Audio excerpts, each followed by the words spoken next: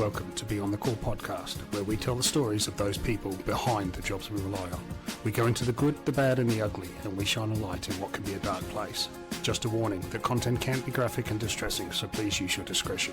Please like and subscribe on your podcast platform and our social media. And if you have feedback, I read every single one. Let's get on to this episode of Beyond the Call. G'day everyone, and welcome back here to another episode of Beyond the Call. Today I've got another guest, and it is Dr. Nikki Jamieson. Nikki Jamieson is a doctor or a PhD in moral injury and suicide, and joins us from Brisbane. Nikki, welcome. Hello, and thank you for having me. Absolutely. It's great to have you on. So I'll give a bit of an introduction. So you live in Brisbane, you're a qualified and experienced suicidologist, and you're a social worker, and you've got your PhD in moral injury and suicide. You're a qualitative, that's a word full, isn't it? A qualitative researcher with lived experience in moral injury and suicide prevention, intervention, and postvention expertise. Postvention is not something that's often talked about. So that's something I really want to get into later on. Where did you grow up? Well, so I started life as a bub in a place called Bradford, which is in West Yorkshire in England, for those that are familiar with Yorkshire. I'm a Bradford lass, so I know a good curry, given I was born and raised on I was born in Beverley in Yorkshire. Oh, there you go. Oh, you're more closer to the coast, so you had a prettier time.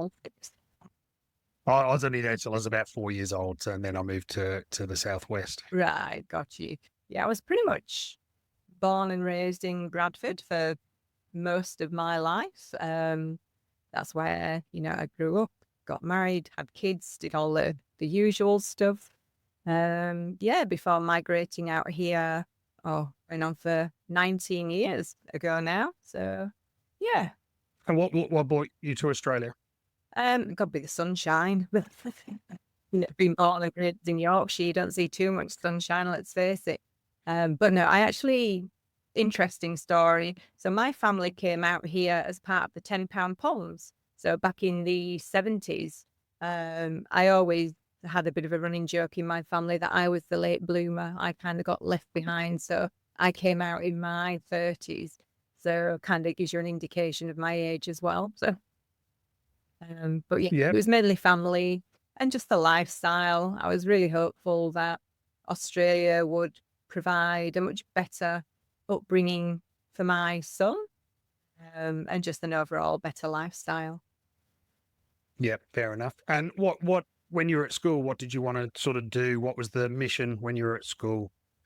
I always wanted to be in a helping profession, so either in kind of nursing or social work. And I actually started out doing nursing originally, and decided it was too many blood and guts for me. So I wanted to do something with people, but something that didn't really involve too much blood and guts. So I kind of switched and went into the social work space, and particularly working with children and families at that time, way, way, way back in the early 90s, because I actually didn't have the best of upbringings, and I actually left home at 14. So left school, left home, didn't really know where I was going. I was homeless for a while there, pretty much couch surfing. So I knew that I wanted to help people, because I always remember being envious of a friend of mine who actually had her own social worker, and we were the same age, we'd been to school together. And yet I didn't. And I was like, well, why have you got a social worker, this wonderful, glorious person who can help you? And I didn't have one. So I kind of always said I didn't want that happening to somebody else. So I ended up, as I said, doing nursing first, but then ended up being a social worker and working with children and families for many, many years. I think social worker is a very misunderstood occupation, or understood occupation. I came across it obviously professionally, but I think it's only in the last few years I've really had a true understanding of what social work can encompass, and it encompasses everything. It does. It's a complex profession, and unfortunately we don't do ourselves any favors as social workers. We are very good at advocating for others, but we never advocate for ourselves, and that's been a significant detriment to the profession now, particularly because social work was already nationally recognised. So we didn't need to join APRA, but now we're finding we're being left behind and kind of mixed in with your standard support workers who, may have certification, but certainly don't do a 4-year degree like social work does. So it's a troubling time for social work at the moment, and we really need to bolster what we actually do, because it really is about, those systems around people. Psychs are really good at really helping people to understand what's going on for themselves and provide those treatment approaches. We are really good at understanding everything around that person that impacts that person's health or mental health and well-being. And we're very good. We often call ourselves the glue of the professions. We are the ones who do a lot of the case management and navigate people's lives, basically. So it's a pretty Yeah, absolutely. Yeah, I found when we were taking in patients in the last few years, we had more and more interactions where a social worker could be waiting for us if we made a phone call beforehand, if it was if it was a domestic violence or whatever.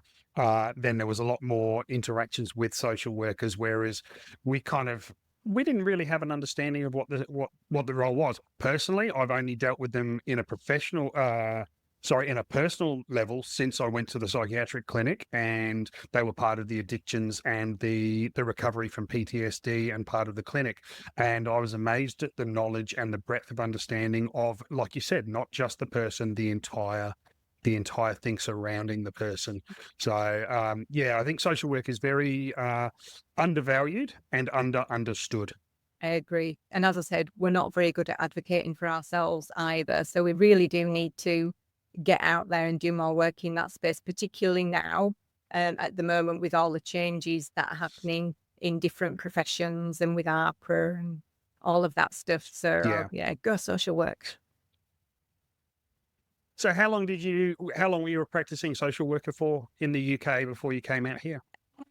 So I practiced, oh goodness, I was switching and changing careers. So probably on and off for about 4 or 5 years. So I was switching between social work and doing hairdressing and beauty therapy. And funnily enough, I did the same when I got here as well. I did a bit of social work and then went into hairdressing for a while. So it's always been about working with people in some kind of capacity and hopefully making them feel better. That was fundamentally. I was going to say, and they actually overlap those two roles anyway, because a hairdresser is a social worker and a psychologist and everything else. 100%. The amount of people, narratives and experiences that used to come my way as a hairdresser, it was very much on par with being a social worker. People really do. Did you have to sort of turn off the social work side of things, like the advice type of thing? Yeah, you do, definitely. So you really have to learn to draw the lines and where the boundaries are.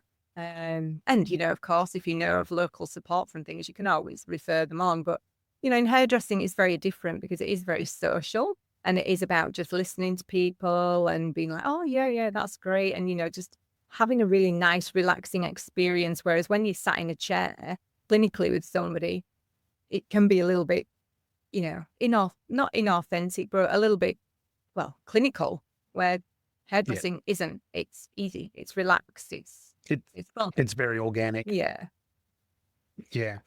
How did you find getting involved? Like, how did you find the vicarious trauma of social work? Because I know, for a social worker to be involved, it can get to to some really unpleasant situations. So how did you find that? Well, funnily enough, that's where I first actually, I guess, had an experience of moral injury.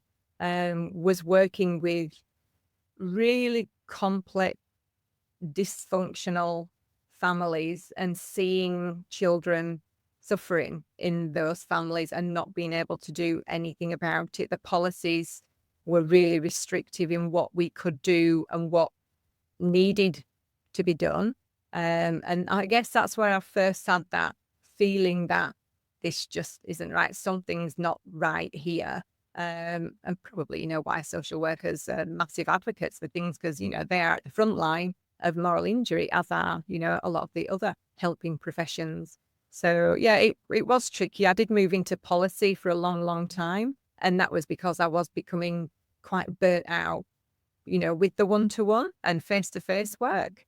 And I do like the policy space. I like being able to make a difference from behind the scenes and be that quiet voice in the background, but being able to make a much larger difference for a lot more people. One-on-one is great, Yeah. but writing a policy or a strategy that can help, hundreds of people, for me, is much more satisfying for my career. Absolutely. And if part of your problem with it is the policies are holding you back, if you get the ability to write the policies, you're kind of correcting your own limitations, I guess you'd Yeah. call it. Yeah, exactly. So it was, multifaceted for me. I had multiple benefits. So, yeah. Yeah. So you moved over to Australia. Where did you land? So, funnily enough, my family lived out at Stanthorpe, which, for those who aren't aware where Stanthorpe is, it's about 3 to 4 hours inland from Brisbane. It's kind of on a plateau in the mountains. And when I got there, it was snowing. So I actually thought I'd landed in the wrong country. Yeah, it would have to be the coldest place in Queensland. Yes, it was freezing and it was not what I signed up for. So I literally opened the Refidex. For those that are old enough to remember the Refidex, I opened up the Refidex and found the closest city, which was Brisbane. So I ended up moving south of Brisbane and my family stayed in Stanthorpe. Okay. And how old were the kids when you came over? So my son would have been 12. He was just about to start high school over here when we got Yeah, that was the same age I was when I came over as well. cool. I was dragged over kicking and screaming, didn't want to leave. I was in the second year of high school over there, and obviously we started a bit later over here. So Yeah. I wasn't happy to come. How was he? Daniel wasn't happy about being kind of sent back a year as well, because obviously with the school years are a bit different in England. So he had to redo another year. So he certainly wasn't happy about that. But I mean, he had a lot of friends in school and people absolutely loved his broad Bradford accent at the time. So he was, a bit of a hit with the ladies. So he was quite happy once he found himself settled. All right. So let's talk about Daniel's story. So what can you fill us in with Daniel? So Dan had always wanted to join, the army, either here or in England. He was always one to play around, playing shoot 'em up games and all that kind of thing. Either that or a police officer, something like that. He always kind of wanted to be in that kind of role. So when we got over here, he met my granddaughter's mother and then they found out they were pregnant. So he got a job to be able to help support his daughter. And then he was applying for the army around that time as well. So I remember dropping him off in Brisbane for his interview, and we'd been out and bought a lovely new suit and he was ready and prepped to go for his interview. And it wasn't long after his interview that he, got the call saying, "You're in." So, he was absolutely ecstatic and nervous at the same time. I was kind of... How old was he at this stage? He was 18 going on 19. So he was Yeah. kind of, really excited, but nervous as well, because, they take them away to Kapuka for about 12 weeks. So that would have been probably one of the longest periods away from home for him, even though he'd kind of done some, typical teenager moving out for a few weeks, then needed his washing done. So he'd be coming back home or needed some home cooking. But this one was probably a little bit more longer for him and probably felt a bit more permanent for him. So he enjoyed Kapuka. He probably didn't like it at first, which most people don't. And they take away your phone and everything. So there wasn't too much contact in those first 12 weeks, which was hard for him and hard for me as well. But the Kapuka experience seemed to go okay for him. Once he'd done his 12 weeks, he went into the IETs, which is your intensive kind of your work streams, basically, where you do some more intensive training to try and get you into the areas that you want to get in. And he did that out at Punyal in Victoria. And I have to say that's probably where the first mental health, I guess I'll call them niggles, started to arrive for him, where things were not always smooth and, was starting to struggle a little bit, but seemed to overcome that period really well. He was really wanting to be a diesel mechanic in the army. And, for him, that's what he was promised. And again, this probably contributed to some of his moral injury, because he really wanted to be a diesel mechanic. He was promised this, you do this and we'll give you this. And that never eventuated. And so when he actually got his posting, it was in Darwin, which was, a gazillion miles away from everything he knows and loves, nothing, close to him or close to his family. And he was in a role that he didn't want to do. He was pretty much put into transport, driving trucks, which was not what he wanted to do. So he was really disheartened and disappointed and isolated. And, not sure if you've been to Darwin, but it's really hot. It's really uncomfortable. And it was around that kind of summertime when they were moved up there around that February. So it was really, really hot and really uncomfortable. Yeah. So It's a relentless tropic city for those that don't know it. It is 30 degrees during the day, 30 degrees during the night, and 90% humidity pretty much 365 days a year. yeah, and all they had at that time, and we're going back, a decade now, so a lot has changed since. But I remember Daniel telling me all they had was a fan, wasn't even air conditioning, in these tiny little donga things that must have been like being in an oven. And we do know, when we look at suicide and suicide statistics, our rates are much higher in places that are much hotter. There is a correlation between the heat and suicide as well. And Darwin obviously is one of the highest suicide rates in Australia.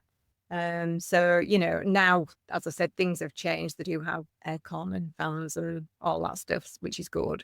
But back then, there wasn't too many options. And, there wasn't transport into town. So you're pretty much on base with not much to do. It was a really isolating experience. Was he open to you with his mental health?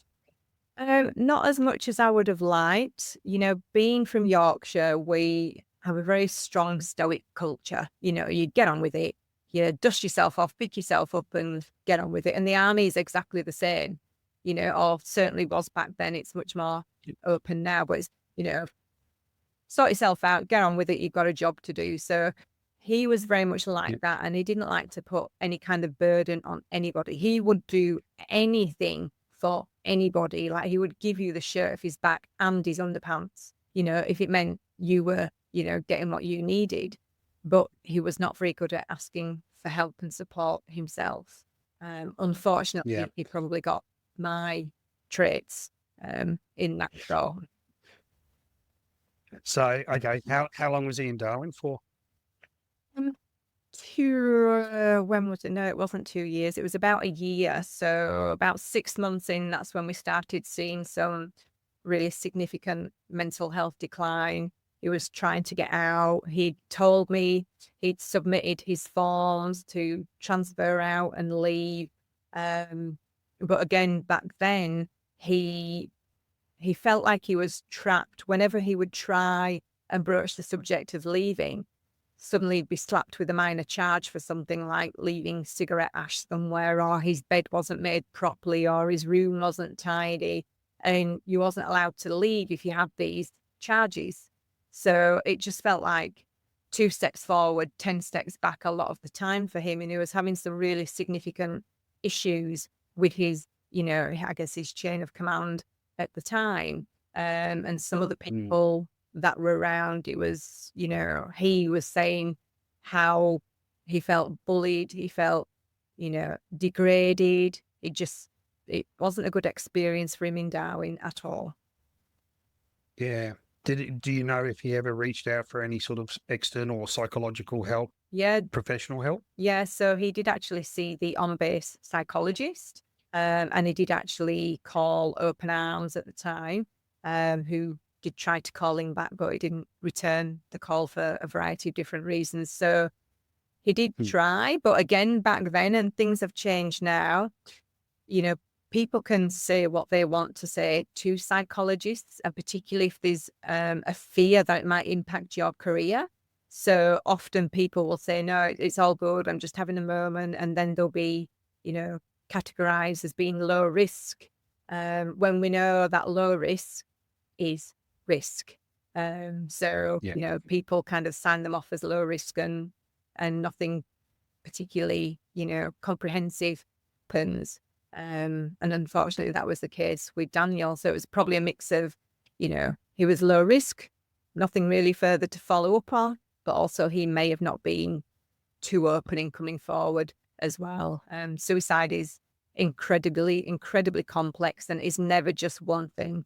There's always a multitude of, distal and proximal factors that just seem to converge at a point in time.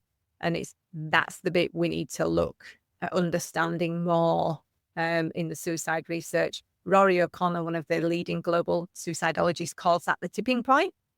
Where is that tipping point, and how can we mitigate that tipping point? Which is, a fascinating piece of work. Yeah. I'm obviously interested in as well. Yeah. So where did he go from Darwin? He came home in a coffin.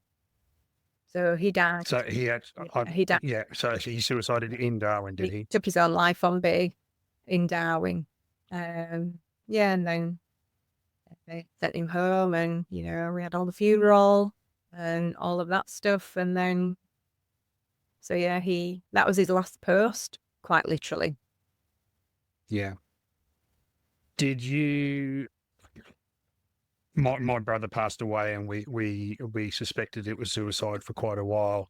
And you spent a lot of time questioning, what did you miss, or is there things that you missed? Was there anything in the short term that came to you? It's like, that was a sign. If I had the information I have now, and I could rewind the clock and go back, absolutely 100%. There's a million things that I now know that I could look back and say, oh goodness, that was going on. That was going on. The isolation, the bullying, the feeling like he didn't belong, the feeling like he was, trapped in a place that he couldn't get out of. All of these things we know are risk factors that increase the risk of suicide. Way back then, I knew about mental health because I was a social worker. I'd worked in mental health. So I know his mental health wasn't great. And certainly encouraging him to seek the support on base or seek the support of his chain of command. But unfortunately, when it's your chain of command who's causing the problems, that kind of shuts that door for you immediately. Now it's much different. There's different ways that you can seek support, both internally and externally.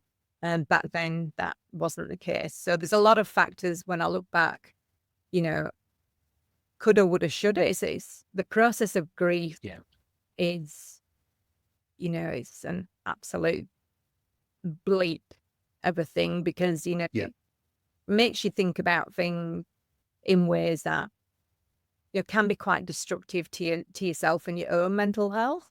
And that's exactly what happened to me when Daniel died.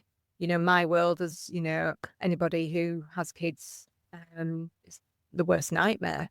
I lost my daughter. She was, she died from pneumonia many, many years prior to Daniel dying. And that was devastating.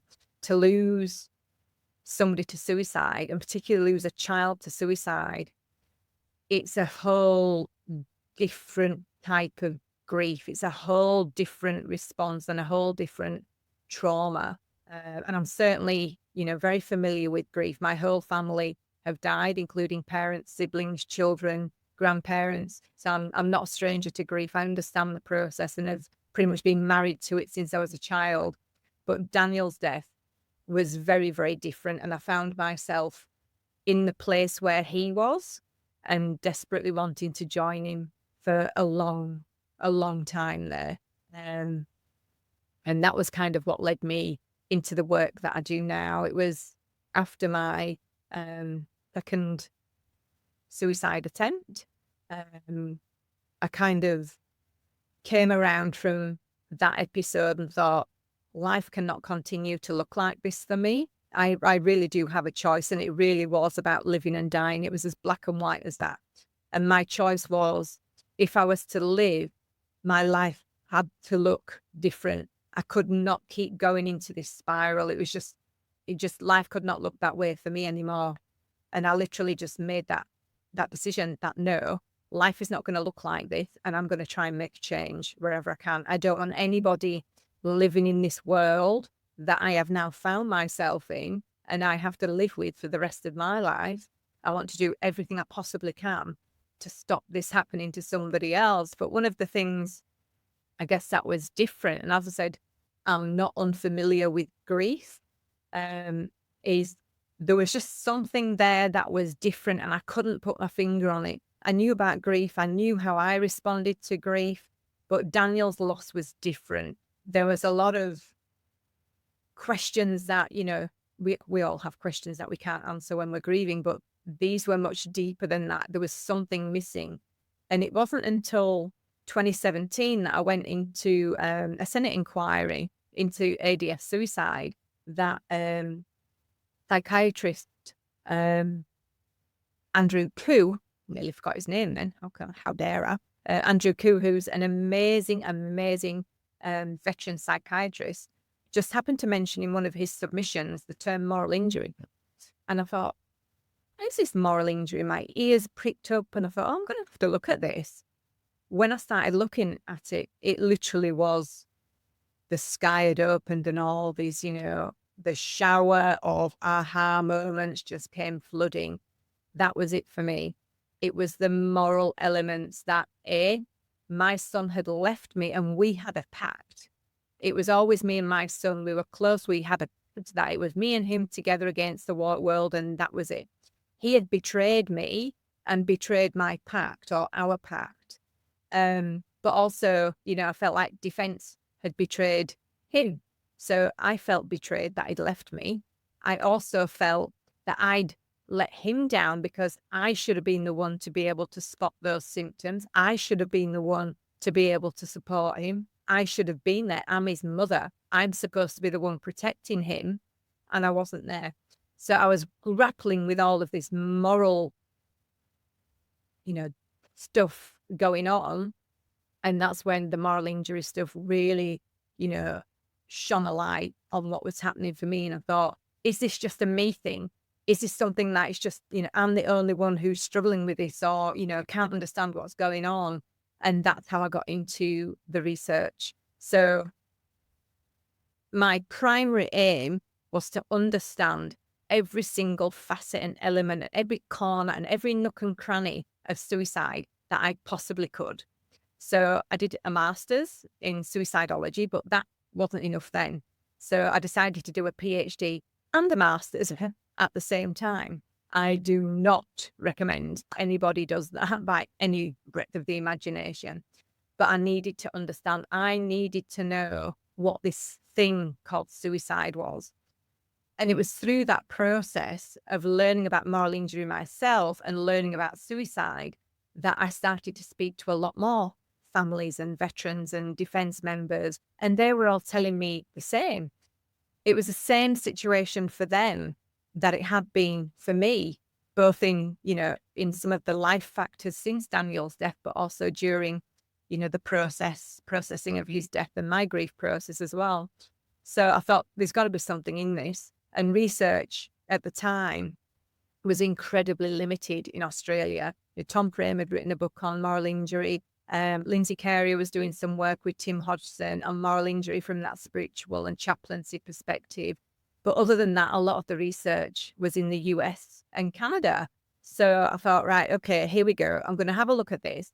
And I'm not a stats person at all, hate maths. So I thought there is no way that I'm going to do something that is basically number crunching and just, pulling in stats and all the rest of it.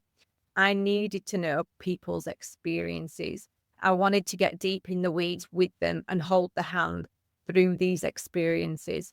So that's what I did. And that's how I became a qualitative researcher and how I ended up being a suicidologist with, expertise in suicide and moral injury. How were you able to maintain your own demeanor when you're studying something that's so personal to you?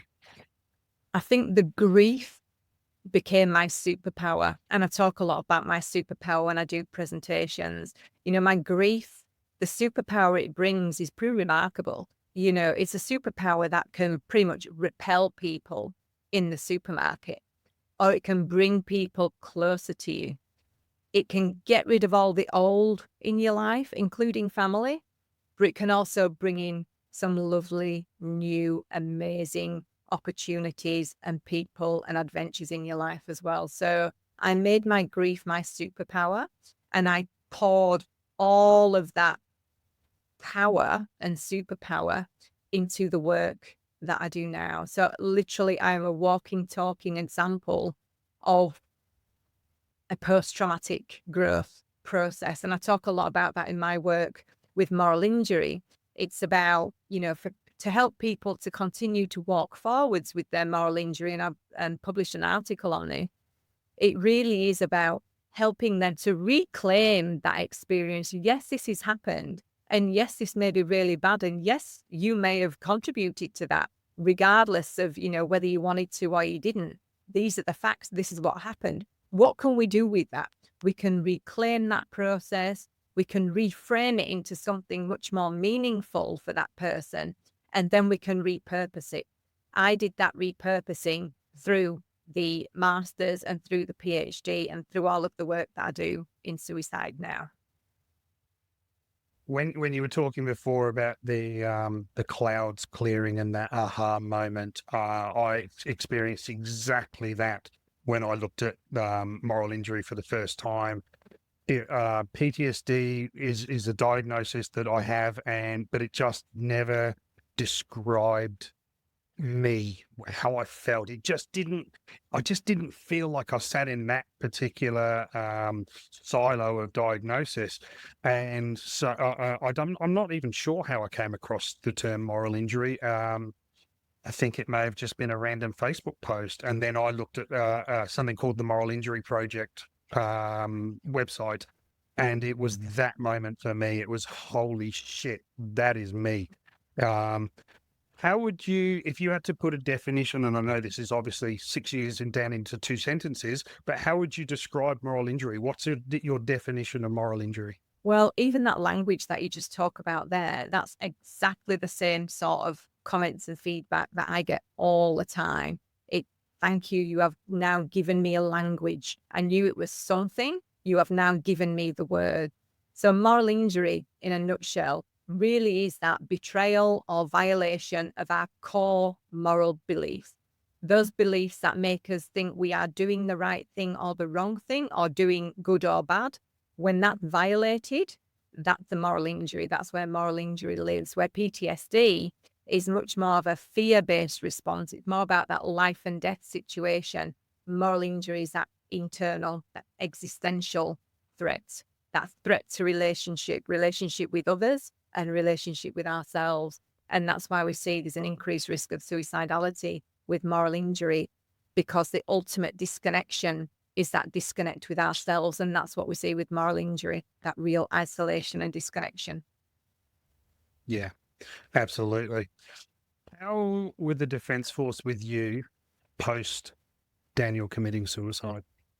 So they've been really good. So the whole process has been really good. I mean, obviously, there's a lot of inquiries and things that have to go through when a person dies by suicide in defence. So I went through those. You're kind of assigned somebody to support you up to the funeral, really, and then for a little while afterwards, while you're sorting out, any financial bits and pieces, and then they kind of fade away, I guess. So overall, they were pretty good. There were things that could have been much quicker. For instance, it was only recently I received Daniel's mobile phone back, and he died 10 years ago. So, Wow. there's things that could improve, but, we've just had a Royal Commission. So I'm optimistic and excited that a lot of those creases that were happening 10 years ago, if they haven't been ironed out already, then I'm optimistic that they will be. We're going to get into the Royal Commission in a second. When you said they did an inquiry, do you think it's a legitimate inquiry back then? Or was it just ticking the boxes, or were they actually looking to make any changes, or was it worthwhile? Back then, it felt very much like a tick in the box. And, something that we've learned now is suicide is incredibly complex and it's multifaceted. So the inquiry process is very legal focused and has a very legal lens.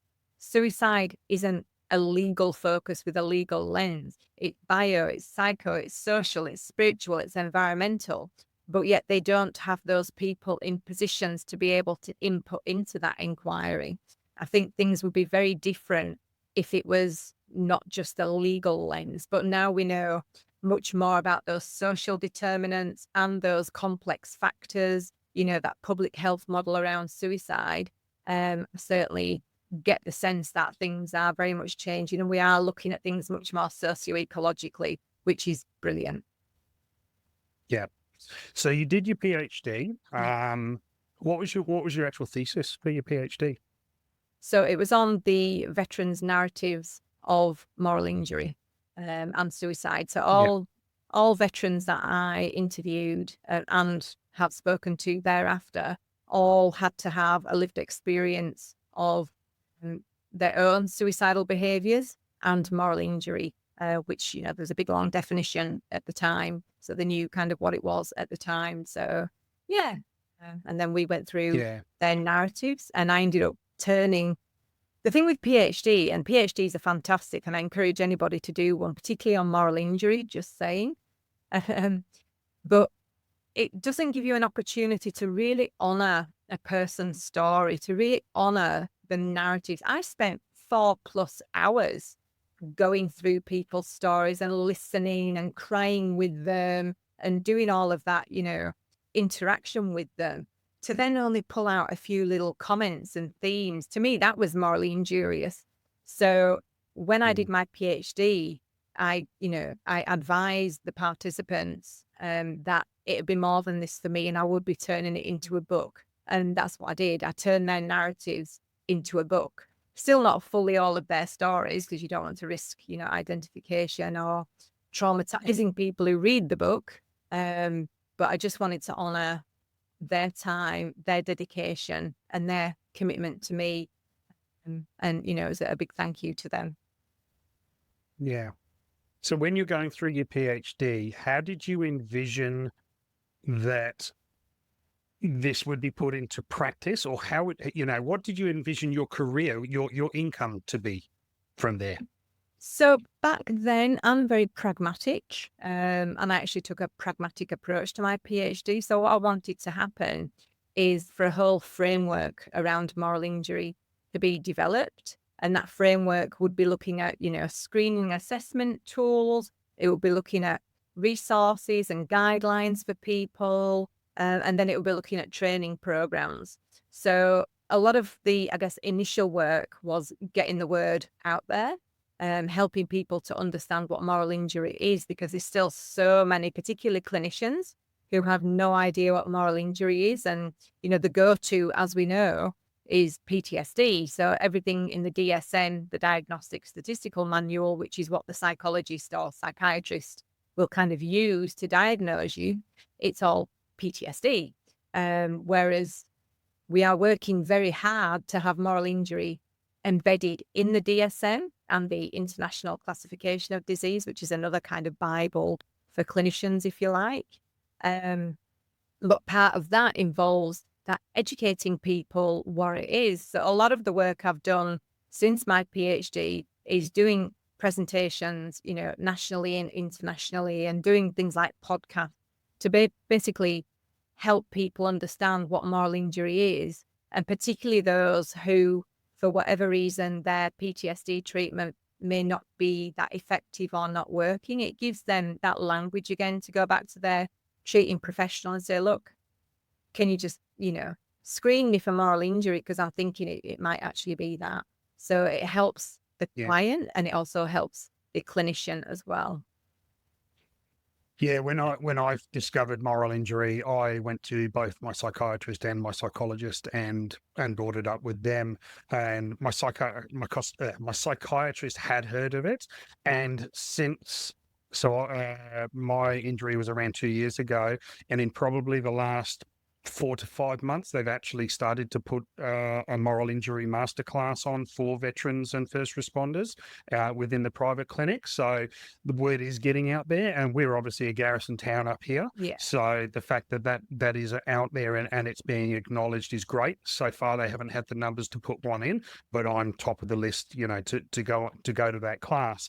But I also feel like I'm going in there with some quasi knowledge from doing these podcasts and my own learnings and things like that. I almost feel like I'll go in there knowing more than some of the facilitators.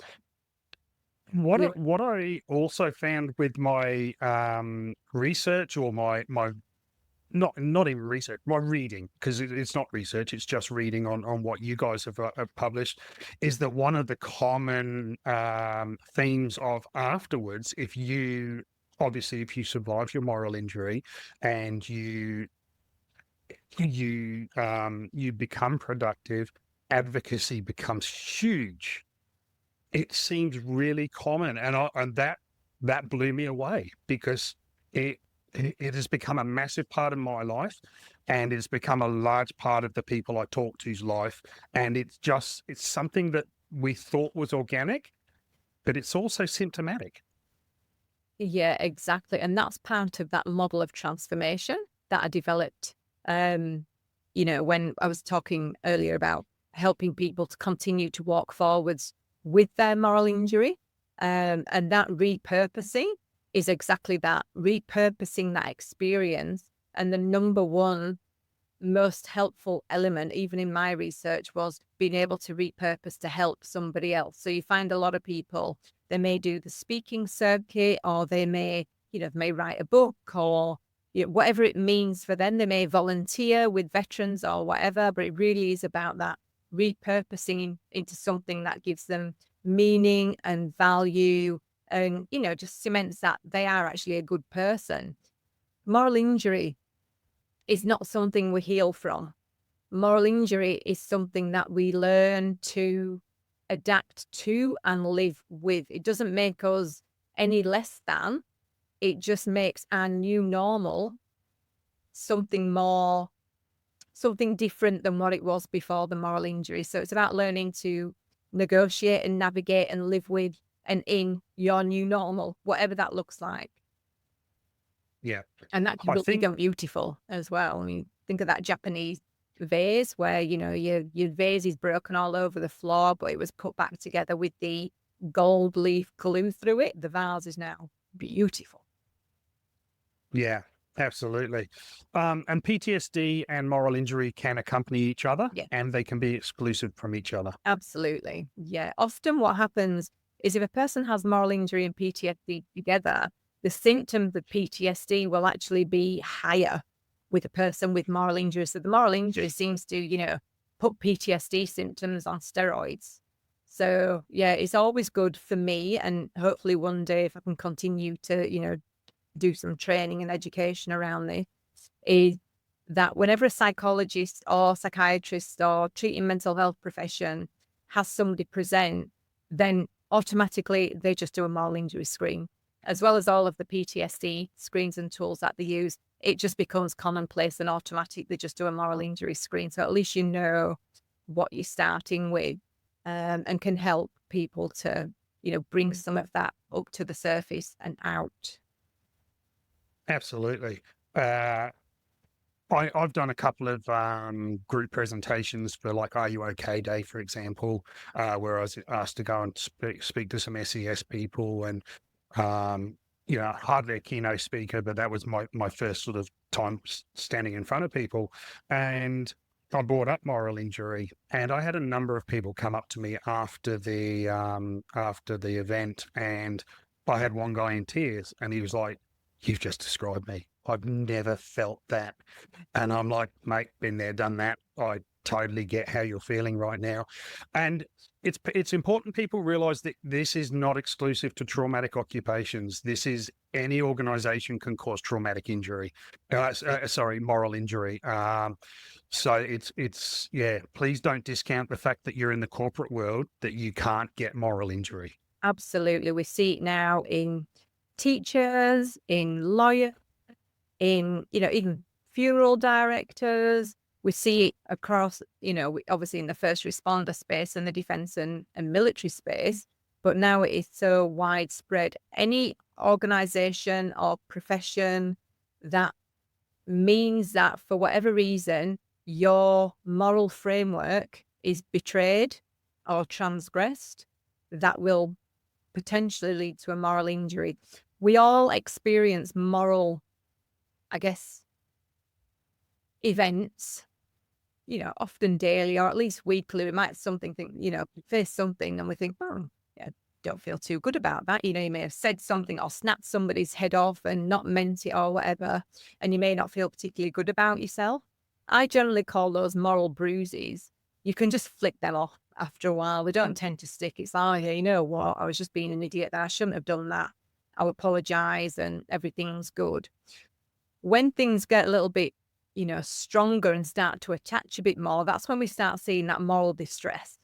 That's when we start seeing some of the impacts happening. It might be some of the physiological impacts. You might have tummy ache or a bit of headache or a bit of anxiety or, whatever it manifests out for you. If we have prolonged moral bruises or prolonged moral distress, that can then increase the risk of actually having a full-on moral injury. And that's when we can become very dysfunctional. But it doesn't have to be a load of little accumulations. It can be just the one event that significantly ruptures your moral framework, and that can create a moral injury as well. And that can be life-changing for you as well. So it's very individual and very unique to each individual. Absolutely. And I think, like you're saying before, there is such an emphasis on PTSD as a diagnosis, and the treatment for moral injury is very different, because it's not a trauma-based injury. It's a values-based injury. So taking a drug or things like that aren't going to help those type of things most of the time. They might help secondary sort of symptoms, I guess, but it's, the diagnostic part is super, super important. And I think it's something that is going to explode, really, because the vast majority of people I talk to in this space, in this injured space, have moral injury rather than, a lot of them have PTSD, but moral injury is their really deep connection. Yeah. And I find that a lot of as well. And it really is because PTSD is the only thing we have to go to at the moment. And that's why we're pushing so hard to have it in the DSM so people have something else. And you're absolutely right. If somebody has what I call purist, so a pure moral injury, and they're treated with your gold standard exposure therapies for PTSD, you'll actually do more harm, because it is the last thing a person with moral injury wants to have to go through, is to re-expose themselves to what it was that created the injury in the first place.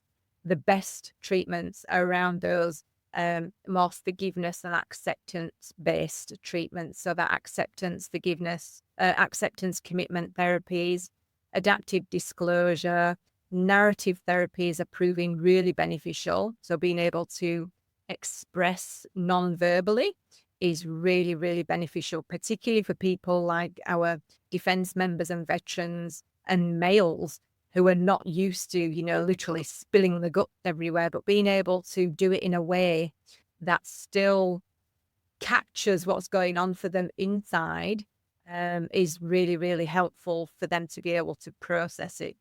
But another area of work I'm really interested in within the moral injury space at the moment is actually this somatic experience of moral injury. So, probably most of your listeners may have heard of Bessel van der Kolk and how the body keeps a score.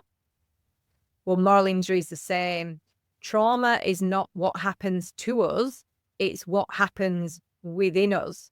And moral injury is exactly the same. It's what's going on inside. So we can have the best psychologists and the best psychiatrists in the world, but no amount of talk therapy will be able to help some people until it's actually processed out of the body as well. And what I mean by that, it might be things like body-based treatments, such as yoga, such as breath work, such as dance, mindfulness, meditation, ice baths. Apparently ice baths are really good Yeah. for trauma. It's really about connecting with your body and processing it out of your body, because your body holds on to it and will constantly be reactivated if it's not processed out. Yeah, when I was doing my I did a trauma clinic as a patient, and they brought in a lot of different methodologies and treatment types, and one of them was a somatic therapist, and it really piqued an interest with me Mm. because I could feel how my body was storing this stuff, and I haven't gone down the somatic therapist route yet. But it's something I'm very, very interested in receiving. I've got another friend who definitely has a moral injury as well as PTSD, and he found holotropic breath work life changing. Yeah, I have heard that. And some of the alternate approaches, like the psychedelics, they're starting to Yeah. gain some traction in this space as well. And again, a lot of that is because, it releases some of those inhibitions, and you're able to actually process and, purge what's happening on the inside. So yeah, there's a lot of great, fascinating work that's going on in the moral injury space, and, those alternate approaches as well, which is an area I'm super excited about, and, hopefully I will remain involved in. So you became involved with the Royal Commission. For those that don't know, we've recently, well, what was it, 3 days ago, we had the federal government's response to the findings of the Royal Commission. I believe the Royal Commission itself went for about 3 years. So you were involved very, very early on. Tell us how that happened. Yeah, so I was actually involved in the push for a Royal Commission since 2014, since Daniel died. There was a bit of a petition that went out many, many years ago with some advocates and veterans at the time. So I jumped on into that and just kept seeing how things were progressing and monitoring. And we weren't really getting too much traction. And it wasn't until Dave Finney passed, so Julianne Finney, her son Dave died in 2019. She really took over the whole petition and took the bull by the horns, and, was very heavily involved in advocating in, Parliament and all the rest of it, and in the media. So Julie and I connected when she lost her son. And there was a few of us mothers at the time who'd lost our children, either around that time or, in the years between 2014 and 2019. And we kind of banded together and joined forces and did some media around how we need more focus on defence of veteran suicide. That obviously gained a lot of traction. We got over 500,000 people who were in the petition. So over 500,000 people signed the petition for a Royal Commission. We ended up pretty much storming Paul Scott Morrison's office and demanding a Royal Commission, because he pushed back quite a lot for the Royal Commission. But we were persistent, and we were determined that this is something that really needed to happen. And there were quite a few powerful players in the room. You get a bunch of mothers who've been through that kind of experience. I don't envy anything. Nothing have fury. Exactly. So yeah, we weren't budging and we weren't moving, and eventually we got the Royal Commission over the line, which was wonderful. And I guess the rest is history. I was the first person in November 2021 to actually appear as the first key witness at the Royal Commission. So that was a real honour and privilege. And, I guess my interview kind of set the tone what was to happen over the 3 years following. And yeah, as you say, we had the final report released, and we've had the Royal Commission, the government response to the Royal Commission this week, which thankfully they've agreed to the majority of the recommendations, with 17 of them being agree in principle. I would have liked to have seen them all being agreed without the in principle, but what, it gives us something to hinge on, and it gives us something to attach to, so we can actually start to make some of those changes. Now though, the next challenge is the funding. It's all well and good having all these recommendations and doing all this wonderful stuff, but if the government are not prepared to fund it or provide the infrastructure around it, it's just going to end up another book on a shelf somewhere. And none of us want that. So I guess that's the next battle, in ensuring that we actually have money to be able to do what we need to do. Because moral injury, as you may know, was a key recommendation in there as well. So preventing, treating, and minimizing moral injury. So that was, I was very, very happy that, it had a recommendation wholly and solely dedicated. So I'm working very hard to do what we can and make sure that one's addressed, as well as all of the other 121. I think the thing with the moral injury is, unlike PTSD, PTSD is part of the trauma that a lot of our jobs go to. We cannot stop us going to trauma. It's just not realistic. It's part of our job. Moral injury can be prevented. In nearly every circumstance, moral injury can be prevented. Yeah.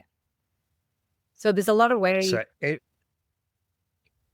No, I was just going to say, so any loss as a result is a preventable loss. Yeah, I would agree. There's a lot of things we can do in the early intervention and prevention space of moral injury. Even just understanding who our people are. Not every job is suitable just because somebody walks in the door and wants that job. So I think recruitment really needs to focus on a person's moral framework and then assign them to roles that are better suited to that framework. And this can be done. They're doing it in Canada at the moment. They're doing kind of recruitment processes, looking at people's moral frameworks and then slotting them in roles that are more in alignment with that. Not everybody can go out and do these morally traumatic jobs, just like not everybody can go out and be a builder or a hairdresser. It's about really getting the right person for the role instead of just taking in people off the street who thinks it's a good idea until they actually get in there at the time. So then there's the early intervention. Moral injury occurs on a continuum.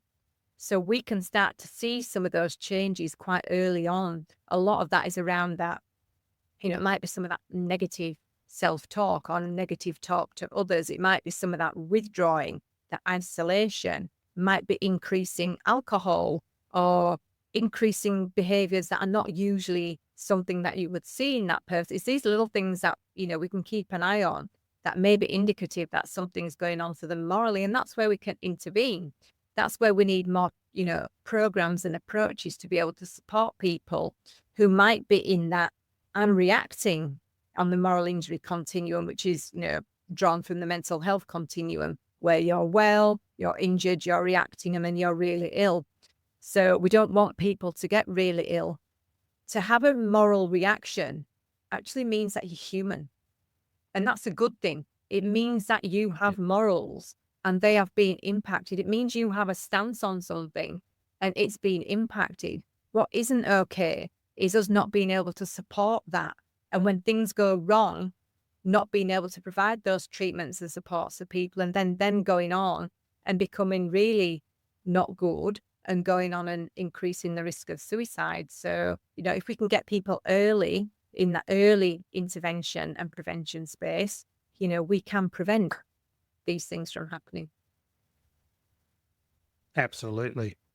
What do you see your next couple of years being like? Well, if these last couple of years have been anything to go by, it's going to be really, really busy. So I'd really like to focus on Moral Injury Australia and really like to get some training, proper training off the ground, and some more resources. I've developed a whole heap of resources and bits and pieces, but I am not tech savvy at all. So if any of your listeners are really good at developing websites and all that tech savvy stuff that I'm not good at, please reach out and give me a hand.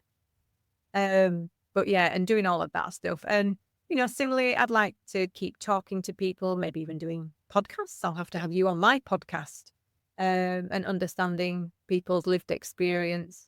And then obviously doing the advocating for policy change, for changes in the DSM, and making sure that from where to go, moral injury is acknowledged, it's dealt with, and it's, minimized and prevented where possible. Yeah, that DSM-6, I pray that it comes in, that it's got its own entry. What do you think the realistic chances are that that's going to happen? Look, I think there's too much research out there now for it not to happen. So if it didn't happen in this next iteration, then I would probably put money on it would be in the TR version. So usually there's a DSM and then a DSM TR version.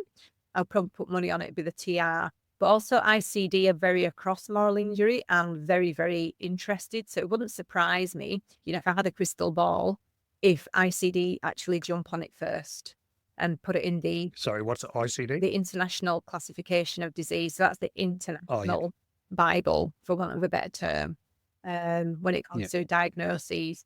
So if that happens, that's great because a lot of, our clinicians also operate from the ICD as well. So that would be the ICD-11, which I don't know whether that's due next year or the year after. There's mixed messages. So we'll see. But yeah, I think there's far too much research now in the moral injury space that it's not something that can be ignored. And let's remember, going back and looking over history, moral injury was actually in the DSM. It was in the DSM-3. PTSD knocked it off the shelf. And then PTSD came over and said, all things moral injury is now all PTSD related. Well, we now know that's not the case. So moral injury has come back fighting and saying, actually, no, you didn't. Moral injury is his own thing. We're really fine. And that's it. They are two in my thing. They are two separate diagnoses. They are two separate injuries, and they are two separate treatments. Absolutely, and we can absolutely split and separate them now. And I've been working very hard on looking at the specific criterion for moral injury compared to the ones for PTSD. Obviously, there's that big overlap in the middle, which is where the complexity and confusion comes in. Same with burnout, it's same with vicarious trauma, it's same with all those workplacey type stresses and traumas. There's always an overlap, but moral injury is very distinct because it's what we believe we are and who we are and what we believe we've turned into, whether that be good or bad. That's where those moral transgressions and that feeling morally betrayed comes in. You don't get that with, vicarious trauma or PTSD. Yeah. I mean, you were saying before, this is, your superpower has given you this go, but there's got to be times where this has really knocked you down. Oh, absolutely. As I've said, in the early days, particularly, I was absolutely in the gutter. I didn't think I would be getting out of this at all. My PhD actually became my lifesaver, and it really did become my lifesaver. That is what I invested all that energy in. That's not to say there aren't times when I feel, not very good, and the world is not looking like a bright and bubbly place, particularly around, birthdays and memorials, and whenever, I hear that there's been another suicide loss, that kicks me in the guts every single time. So, as you'd probably be aware, the grief process is never linear. It's not even a line. It's kind of all over the place. And I'm no different. I'm certainly, no island in this, and I can have very mixed feelings and can be very up and down, particularly, when you work in that space as well. It can be very activating when you see others who've been through similar, particularly those that must also be avoidable, that,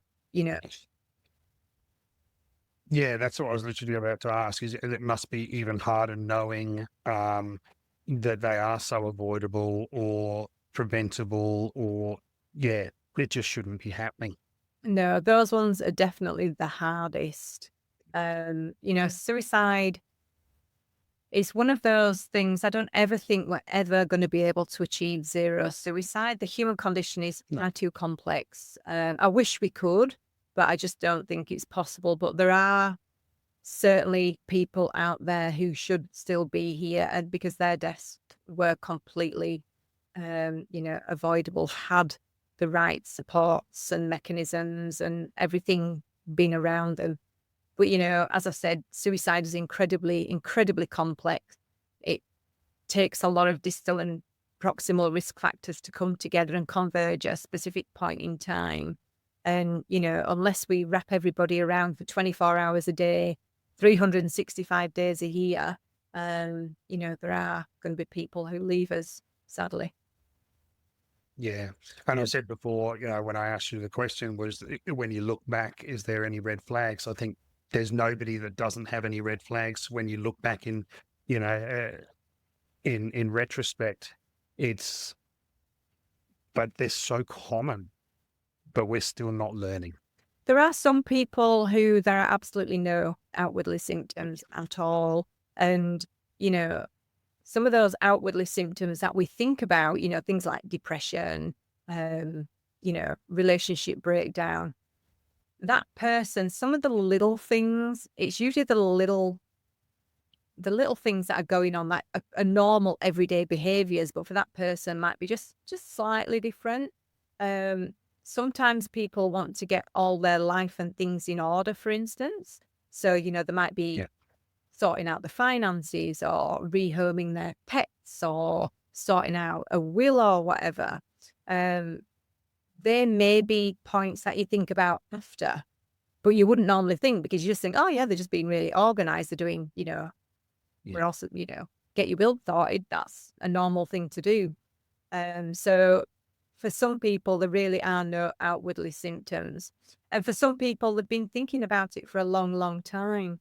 So there's been arguments in the literature about whether suicide is impulsive versus opportunistic. So one school of thought is that, people who with impulsive behavior may be at increased risk, but the other one talks about this is actually an opportunity. It basically, when all the stars align for that person and the opportunity presents itself, that's more likely to increase the risk of, the tipping point. So that's some of the research I'm pretty fascinated in as well, in the impulsivity versus opportunity and whether we can interject to stop that tipping point leading to death. So there's a lot of really interesting work going on in the suicide space right now to help us with that understanding. So, we can support a lot more, avoidable deaths. When I did our introduction, I said that you were an expert in moral injury and suicide prevention, intervention, and postvention. Postvention is not a term I've heard used in this space before. What does that involve? So postvention is the after effect of suicide. So we have aftercare. So when somebody makes a suicide attempt, the aftercare process is usually that period of support when they're released from hospital, for instance. Postvention in Australia specifically relates to after a suicide death that has occurred. The reason we have postvention is because it's known that a suicide, particularly in close-knit communities such as our Aboriginal and Torres Strait Islander community, our Defence and Veteran community, can increase the risk of another suicide happening. And we call that a contagion effect, particularly for those who are left behind. So family members, colleagues, anybody close to that person, they're at an increased risk of suicide once they're exposed to their loved one's suicide. So postvention is, I guess, that mediator in between to try and stop further suicides happening. It's that support around the community, the family, the colleagues, around, managing and coping with that suicidal loss. And it can be, for some people, it may be a few days of support needed. For some other people, it could be years of support. So it really is individual, depending on what that person needs. Yeah. And as you say, you yourself had attempts afterwards. Did you have any postvention care? No. So again, this is 10 years ago. Postvention wasn't really that much of a thing. No, there was obviously support offered through counselling and psychology and all of that stuff. But one of the things and you may have experienced the same, but when you're in the helping professions, it's not easy to actually get help. Just because you kind of, there was a social worker, and I remember her vividly, beautiful lady. She was sat there and she's trying to kind of go through some counseling with me after Daniel's death. And I'm thinking, I know what you're doing. I've already done that course. I can pick off exactly what it is you're doing there, where you're not helping me at all. And same with psychology. I used to teach first year and second year psychology students. So I'm like, I know what you're doing. I really needed somebody who was, I don't know, I guess the platinum standard, expert of experts to really, pretty much just say, right, you need to sit down and this is what we're going to do. And it must be something I've never heard of before, which actually ended up being EMDR, funnily enough. I'd never heard of EMDR. And I too, when Daniel died, I was given a diagnosis of PTSD, of major depression, of adjustment disorder, you name it. All of these diagnoses were being thrown at me left, right, and center. But I knew it wasn't that. I knew it was something else. And that's how I got into moral injury. But yeah, part of that was having a look at some of those treatment responses. And EMDR, I have to say, it was probably one of the few that did actually take the edge off things for me. So yeah, I'm a big advocate for EMDR. It seemed to work pretty well for me. And it doesn't work for everybody. Yeah. I found it useful. I've received it, and I found it good for some things and not so good for others. Yes. You've got to be, it really varies. So for people that don't know what we're talking about, it's eye movement distraction reprogramming. I think. Desensitization. And essentially there's something that is a stimulus for both bilaterally on your body. So it could be your eyes moving. I've done it with vibrating pads in both hands. People use different things. I've had a psychologist hold an aerial and go back and forth, and you just follow the aerial. It's not talk therapy. It's not speaking. It's not hypnotism. They're not talking to you while you're doing it. They're simply getting you to follow a thought process down whatever rabbit hole it wants to go while you're looking at this thing or getting this bilateral stimulation. And look, I'll be honest, I don't know how it works, but it bloody does. And it can just make a trauma. I think my psychologist, or one of my psychologists, said it basically just allows your emotional brain catch up with your rational brain and put it to bed. I don't know if that's an accurate representation of what it does, but I did it 5 times and it didn't do squat. And we basically gave up on it. And then I got distressed during a session and we did it, and it was like it just vanished. That the distress I had for this particular subject vanished. And I was like, what the hell have you just done to me? Like, am I going to start clucking like a chicken when somebody says a magic word? Like, it was I've never been hypnotized, but I'm like, how does that work? All I've done is think, and all you've done is go back and forth. But it worked. And for some, and how I've described it for some people, when they're really nervous to do EMDR, is it's as if you want to be able to access, if the hill in front of you is the trauma, this allows the hill to shrink so that you can get to the other side and process it. So it's not in itself fixing anything. It's removing the obstacle where you might be able to fix something. Yeah. And I found that the pain when I lost Daniel can only be described as searing, white, hot. I was in pain like I couldn't even describe. It was just pain beyond pain. EMDR just took that edge off. That meant I could breathe for 5 minutes. Just took that searing white hot away. The pain was still there. You're never going to get rid of that grief, but the searing pain had just died down just for a little bit, just so I could breathe again. So yeah, it didn't cure anything, didn't stop me grieving or anything like that. Didn't stop me, feeling down and sad and crying or anything like that. It just took that edge off, and that was enough for me. I recommend people give it a go.